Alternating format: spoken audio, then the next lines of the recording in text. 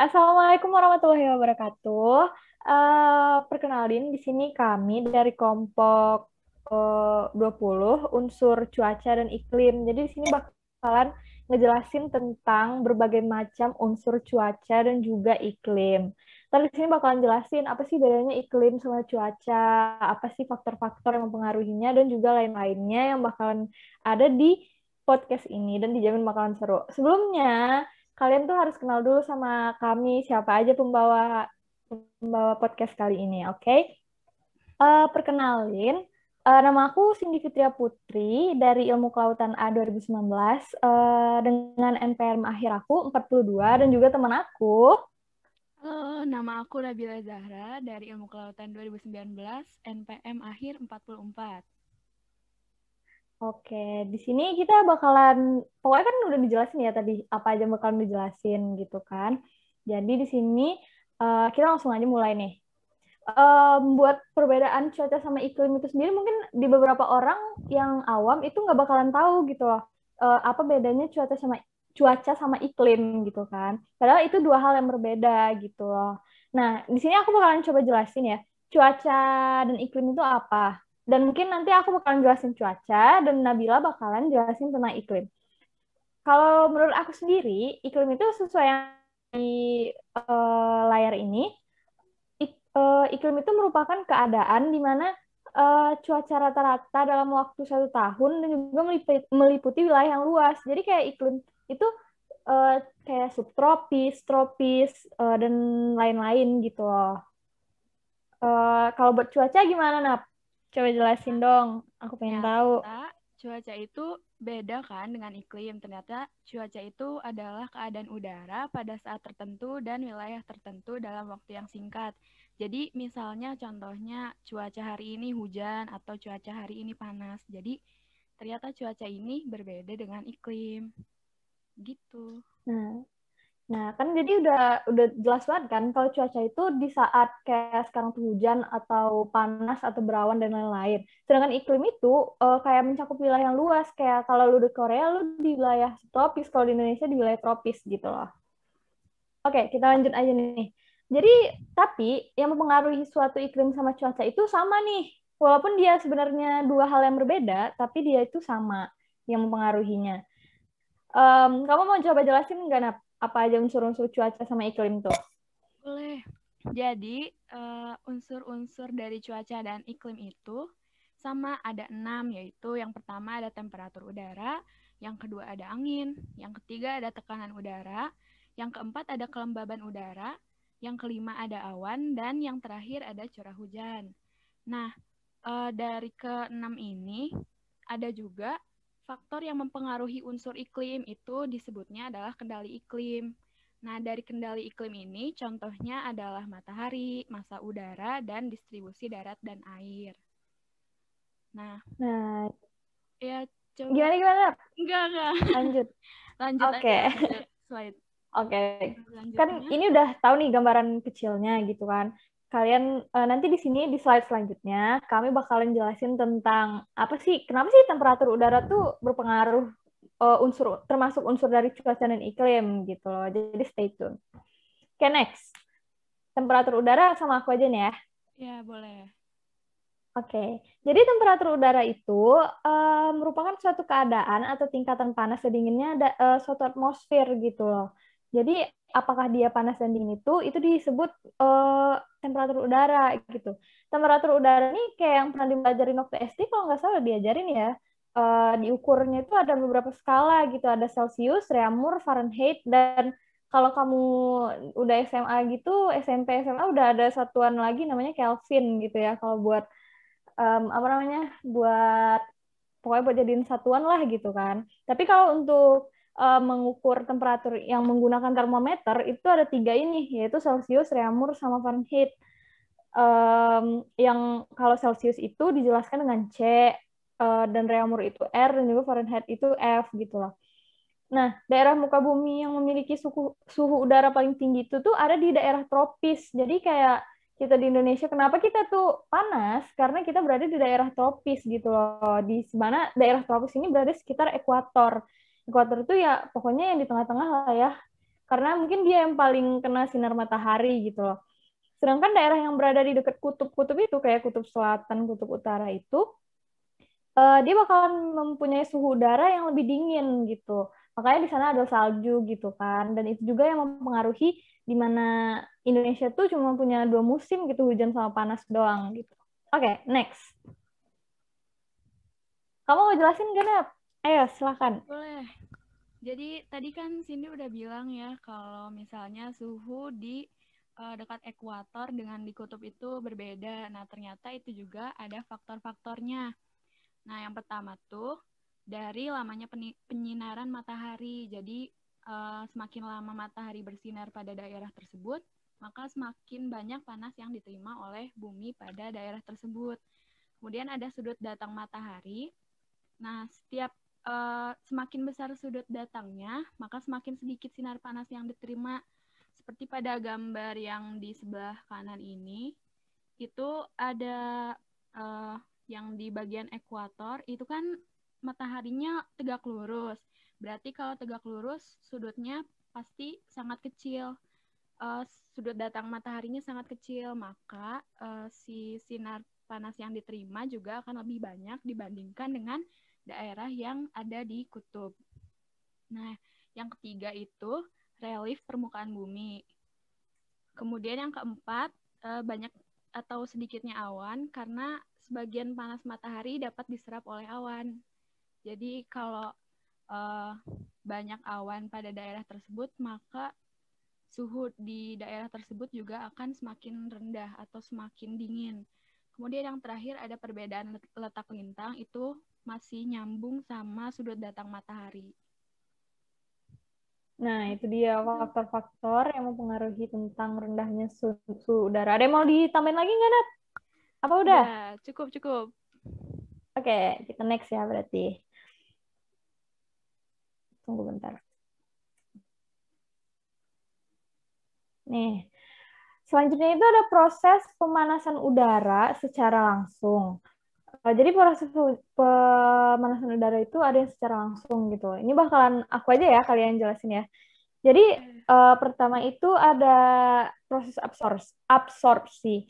Di mana proses absorpsi itu yang kita tahu dia itu proses penyerapan ya. Jadi itu sebenarnya pada proses pemanasan udara ini absorpsinya itu menyerap unsur-unsur radiasi matahari kayak sinar UV gitu. Terus yang kedua ada proses refleksi. Refleksi ini nih pemanasan matahari terhadap udara, tetapi dipantulkan kembali oleh H2O. Kayak yang kita tahu refleksi itu ya pantulan gitu loh. Terus selanjutnya juga ada difusi. Yang ketiga, di mana proses difusi ini, di mana sinar matahari mengalami difusi yang menyebabkan langit itu berwarna biru. Jadi kenapa langit itu bisa warna biru? Itu karena terjadinya difusi gitu. Nih, kalau yang pemanasan udara tidak langsung gimana, Nap? Nah, tadi berbeda dengan proses pemanasan udara secara langsung. Proses pemanasan udara secara tidak langsung itu ada 4. Yang pertama ada konduksi. Jadi konduksi ini terjadi saat pemberian panas oleh matahari kepada lapisan yang paling bawah. Nah, lapisan yang paling bawah ini akan memantulkan panasnya kembali ke lapisan udara yang ada di atasnya. Kemudian yang kedua itu ada konveksi. Nah, konveksi ini pemberian panas oleh gerak udara vertikal ke atas. Berbeda dengan adveksi yang ketiga, kalau adveksi ini pemberian panasnya oleh gerak udara yang horizontal, yang mendatar. Kemudian yang terakhir ada turbulensi, yaitu pemberian panas oleh gerak udara yang tidak teratur atau berputar-putar. Gitu. Oke. Udah, ada yang mau disampaikan lagi nggak? Udah. Oke, berarti kita next. Yang kedua, kan tadi ada 6 tuh faktornya. Yang kedua itu ada angin. Nah, angin ini merupakan pergerakan massa udara akibat adanya perbedaan tekanan udara antara dua wilayah itu. Jadi angin ini bakalan diciriin dengan arah datangnya atau derajatnya itu dan kecepatannya. Selanjutnya juga angin itu dapat mengakibatkan perubahan tekanan udara, di mana tekanan itu bakalan naik kalau suhunya rendah dan turun jika suhunya tinggi gitu loh. Makanya mungkin di pegunungan itu tekanannya tuh bakalan lebih rendah daripada di di pinggir pantai gitu. Selanjutnya juga kecepatan angin itu dapat diukur dengan menggunakan anemometer atau diklasifikasikan dengan menggunakan skala Beaufort. Nah, itu kalau buat angin itu ya. Kalau dari aku sih cukup. Jadi kita next. Next, yang ketiga. Selanjutnya, Nap. Ya, yang ketiga itu unsur dari cuaca dan iklim yang ketiga ada tekanan udara. Nah, tekanan udara itu apa sih? Tekanan udara itu merupakan suatu gaya yang timbul akibat adanya berat dari lapisan udara. Nah, tekanan udara semakin rendah apabila semakin tinggi dari permukaan. Maksudnya semakin tinggi permukaan, tekanan udaranya semakin rendah. Kemudian yang ketiga itu tekanan udara dapat diukur dengan menggunakan barometer dengan satuan ukur milibar. Tekanan udara berbanding lurus dengan tingkat kelembaban. Jadi semakin tinggi tekanan udara di suatu tempat, maka udara tersebut semakin memiliki kelembaban yang tinggi. Di sini ada rumus juga, besarnya pengurangan tekanan dalam arah vertikal itu. Ini ya, aku jelasin rumusnya itu sama dengan delta rho sama dengan min rho G delta Z, di mana rho itu sendiri adalah rapatan massa udara atau massa jenis. G itu percepatan gravitasi karena kita tinggal di bumi kan. Dan juga delta Z itu beda ketinggian. Itu. Terus yang keempat ada kelembapan udara. Kelembapan udara ini merupakan kadar uap air di dalam udara, di mana ini bergantung pada faktor-faktor seperti ketersediaan air dan sumber uap, suhu, tekanan udara, dan juga angin. Jadi kelembapan udara ini nih kayak tergantung sumber-sumbernya gitu loh. Terus kelembapan udara ini diukurnya pakai alat namanya itu hygrometer. Nah, kelembapan udara ini sendiri berbanding terbalik dia sama suhu udara. Jadi kalau semakin tinggi suhu udara, maka kelembapannya itu bakalan semakin rendah gitu. Selanjutnya juga, kelembapan udara itu dipengaruhi oleh pergerakan angin, karena angin dapat mempengaruhi proses penguapan pada sumber air dan menjadi salah satu faktor dalam pembentukan awan. Jadi yang kayak kita tahu, awan itu sendiri kan isinya uap air gitu loh. Jadi itu tergantung dari angin untuk membuat dia menjadi awan, untuk proses pembentukan awan itu sendiri. Selanjutnya juga, kelembapan udara itu dapat mempengaruhi pengendapan air di udara yang dapat berupa awan, kabut, embun, dan hujan. Makanya di pegunungan banyak awan, banyak kabut-kabut gitu kan. Tapi itu kabut, bukan awan gitu. Next ya. Yang kelima, ayo. Yang kelima, ada unsur yang kelima yaitu awan. Awan itu merupakan kumpulan kristal air di udara akibat proses kondensasi uap air. Nah, ternyata awan itu memiliki klasifikasi kayak yang ada di gambar bawah ini. Jadi ada awan yang paling bawah itu nimbus stratus sama cumulus. Ada di 6.500 kaki atau 2.000 meter. Terus di atasnya ada awan stratus, ada stratus cumulus, ada altocumulus, ada altostratus itu ada di middle clouds. Dari ketinggian 6.500 sampai 20.000 kaki atau 2.000 sampai 6.000 meter. Terus di atasnya ada cirrostratus, awan cirrus sama cirrocumulus. Nah, ketiga awan ini ada di termasuk high clouds, adanya di ketinggian 20.000 kaki atau 6.000 meter. Terus ada yang terakhir itu ada awan cumulonimbus. Itu awan yang paling gede, masuknya bisa dari low clouds sampai high clouds. Gitu, udah. Oh, berarti awan itu nama-namanya tergantung dari letak ketinggiannya gitu ya. Dan yang paling ngambil tempat tuh namanya cumulonimbus, guys. Yap. Oke, kita next. Unsur selanjutnya itu ada curah hujan. Jadi curah hujan ini nih merupakan peristiwa turunnya air dari atmosfer atau dapat juga disebut dengan presipitasi. Jadi ya hujan ya pasti turun dari langit lah ya, nggak ada hujan dari tanah gitu. Jadi selanjutnya curah hujan itu juga dapat diukur dengan menggunakan range gauge. gitu nggak sih bacanya? Kayaknya iya ya. Ya.